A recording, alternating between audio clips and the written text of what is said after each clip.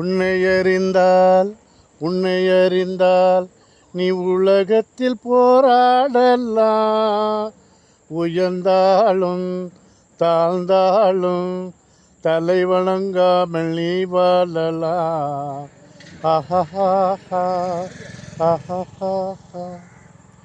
நம்முடைய மக்கள் திலகம் பொன்மனச்செம்மல் புரட்சித் தலைவர் எம்ஜிஆர் அவர்களுடைய ஆசையின் கீழ் நடைபெற இருக்கின்ற 2026 சட்டமன்ற தேர்தலில் கடையநல்லூர் சட்டமன்ற தொகுதியில் மக்களின் ஆசையோடு வேட்பாளராக நின்று மக்கள் சேவையாற்ற இருக்கிறேன். தற்பொழுது கருப்பாநதி அணையிலிருந்து பெரியசாமி கால்வாய் ஒன்று அனைத்து விவசாய பகுதிகளுக்கும் செல்லுகின்ற ஒரு கால்வாயாகும்.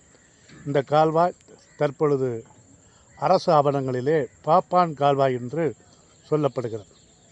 ஆகவே வரலாற்று சிறப்புமிக்க நம்முடைய கருப்பாநதி அணையை 1675ஆம் ஆண்டு பெரியசாமி தேவன் அவருடைய மனைவி பூவாத்தாள் இருவரும் இணைந்து கருப்பாநதி அணைக்கு முதலாக கரை போட்டு தொடங்கி செயல்படுத்திய பெருமை அந்த வடகரை ஆதிக்கம் சுக்கம்பட்டி மன்னருடைய குடும்பத்தாருக்கு உண்டு.